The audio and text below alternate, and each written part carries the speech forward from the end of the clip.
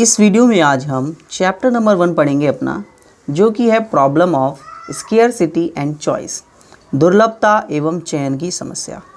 तो चलिए दोस्तों स्टार्ट करते हैं।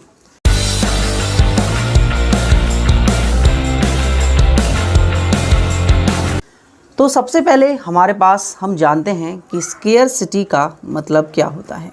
ठीक है, तो हमारे पास सबसे पहला वर्ड आता है स्केयरसिटी, यानी कि हिंदी में आप इसे क्या कहते हैं, दुर्लभता। ठीक है स्टूडेंट्स, तो स्केयरसिटी यानी कि दुर्लभता का मतलब क्या होता है, इसे आप ध्यान से आज इस क्लास में समझेंगे। ठीक है, तो जैसे मैं कहता हूँ कि रिसोर्सेज हैं, आप सभी को पता है रिसोर्सेज क्या हैं, यानी कि संसाधन। हम इंसान संसाधनों का सुबह से लेकर शाम तक क्या करते हैं, उपयोग करते हैं। जैसे पानी का हम उपयोग कर रहे हैं, बिजली का हम उपयोग कर रहे हैं, पेट्रोल का हम उपयोग कर रहे हैं, हम ज़मीन का उपयोग करते हैं, ये सभी क्या हैं, संसाधन हैं। ट्रांसपोर्ट का यूज़ कर रहे हैं, ये भी एक रिसोर्स है, संसाधन है। अब जब इन संसाधनों की आवश्यकता हमारे लिए ज़्यादा होती है, ठीक है, और इनकी उपलब्धता मतलब इनकी अवेलेबिलिटी कम होती है, और इनसे जो हमारे रिलेटेड वांट्स हैं, नीड्स हैं, वो ज़्यादा होती हैं, तो उसे बोला जाता है कि इन रिसोर्सेज की स्केयरसिटी है। लिख देता हूँ मैं, जब हमारे पास वांट्स जो हैं, जो हमारी ज़रूरतें हैं, ठीक है, यानी कि ज़रूरतें, ठीक है, वो ज़्यादा हों और इनकी अवेलेबिलिटी यानी कि उपलब्धता, रुक जाइए, उपलब्धता, ठीक है, थोड़ी सी हिंदी कमज़ोर सी है मेरी। तो जब हमारी वांट्स इससे रिलेटेड ज़्यादा होती हैं और इनकी अवेलेबिलिटी यानी उपलब्धता कम होती है, तो हम कहते हैं कि ये रिसोर्सेज जो हैं वो स्केयर हैं। किससे, हमारी वांट से, मतलब इनकी दुर्लभता पाई जा रही है हमारी आवश्यकता को लेकर। हमारी आवश्यकता इनसे ज़्यादा है और इनकी अवेलेबिलिटी, उपलब्धता क्या है, बहुत कम है। इसलिए इनको बोला जाता है कि ये रिसोर्सेज जो हैं वो हमारे देश में क्या हैं, या किसी भी कंट्री में क्या हैं, स्केयर हैं। क्लियर है। अब आप सभी ने रिसोर्सेज के फीचर्स पढ़े होंगे। देखिए, अब जब हमारे पास लोगों की आवश्यकता के मुकाबले संसाधन सीमित हैं, resources are limited compare to human wants, और इनके अल्टरनेटिव यूजेस हैं और ये हमारे लिए लिमिटेड हैं, तो जब रिसोर्सेज हमारे पास लिमिटेड हो जाते हैं, इन तीनों फीचर्स की वजह से हमें इस रिसोर्स का, जो मैंने अभी एग्जांपल दिया था लैंड का, उसका यूज़ डिसाइड करना होता है, चूज़ करना पड़ता है कि भाई इस रिसोर्स को मैं कहाँ यूज़ करूँ, कहाँ यूज़ ना करूँ, इसका कहाँ उपयोग किया जाए और इसका कहाँ उपयोग ना किया जाए। तब वहाँ पर हमारे पास जो है वो चयन की समस्या या चुनाव की समस्या भी आप कह सकते हैं, समस्या उत्पन्न होती है। ठीक है, जिसे हम बोलेंगे हिंदी में प्रॉब्लम, रुक जाइए मैं दोबारा लिख रहा हूँ, प्रॉब्लम ऑफ चॉइस। ठीक है, clear students, problem of choice create हो गई हमारे पास। किस वजह से प्रॉब्लम ऑफ चॉइस क्रिएट हुई, क्योंकि रिसोर्सेज के अल्टरनेटिव यूजेस थे, रिसोर्सेज लिमिटेड थे कंपेयर टू ह्यूमन वांट्स, यानी लोगों की आवश्यकताओं के मुकाबले संसाधन क्या थे, सीमित थे। इस वजह से मुझे उस लैंड का या उस रिसोर्स का चूज़ करना पड़ा कि उसको मैं कहाँ यूज़ करूँ और कहाँ यूज़ ना करूँ। क्लियर है यहाँ तक, पक्का अच्छे समझ में आ गया। अब यही प्रॉब्लम हमारे पास बन जाती है इकोनॉमिक प्रॉब्लम।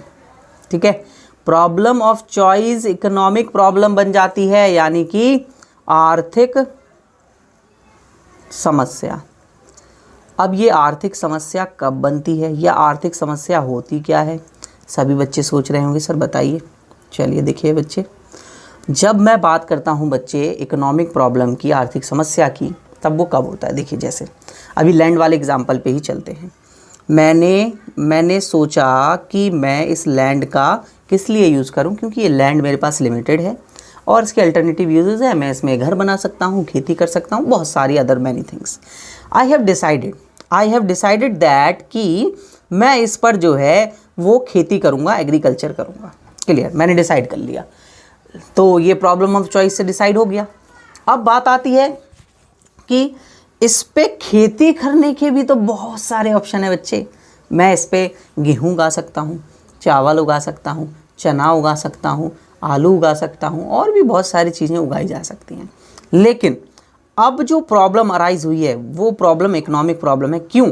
क्योंकि अब जो इस पर उगाया जाएगा वो पूरा का पूरा रिलेटेड होगा किससे?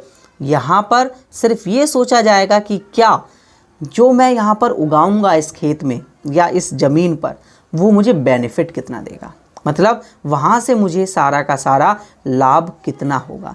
तो जो भी कार्य लाभ करने के उद्देश्य से किए जाते हैं, पैसा कमाने के उद्देश्य से किए जाते हैं, वो क्या होते हैं? इकोनॉमिक एक्टिविटी, आर्थिक क्रियाएं। जितने भी एक्टिविटीज़ इकोनॉमिक यानी कि बेनिफिट या कुछ अर्न करने के लिए की जाती हैं, उनको इकोनॉमिक एक्टिविटी कहते हैं। तो मैं यहाँ पर एक ऐसी एक्टिविटी करने वाला हूँ जिससे प्रॉफिट होगा, इनकम अर्न होगी, यानी कि खेती करूंगा। तो ऐसी कौन सी खेती करूं? प्रॉब्लम दोबारा अराइज हो गई कि ऐसी कौन सी खेती करूं कि जिससे बेनिफिट यानी प्रॉफिट ज़्यादा से ज़्यादा हो। क्या गेहूं उगाऊं उससे ज़्यादा फ़ायदा होगा? क्या चावल उगाया जाए उससे ज़्यादा फ़ायदा होगा? क्या मैं ऐसा आलू उगा लूँ या कोई सब्जी उगा लूँ जिससे ज़्यादा फ़ायदा होगा? यहाँ पर मुझे चूज़ करना पड़ रहा है। वो पूरे का पूरा जो प्रॉब्लम रिलेटेड है वो किससे है? इकोनॉमी से रिलेटेड है, मतलब पैसे कमाने से रिलेटेड है। इसलिए इसको बोला जा रहा है आर्थिक समस्या यानी economic problem. Dear students, clear? आप सभी को समझ में आया यहाँ तक? बिल्कुल अच्छे से आया होगा, है ना? अब आगे चलते हैं। अब यही इकोनॉमिक प्रॉब्लम आगे जाकर बन जाती है सेंट्रल प्रॉब्लम। अब बोलेंगे बच्चे सर ये सेंट्रल प्रॉब्लम क्या होती है? बच्चे अभी देखेंगे। देखिए, सेंट्रल प्रॉब्लम यानी कि आर्थिक नहीं, केंद्रीय समस्या।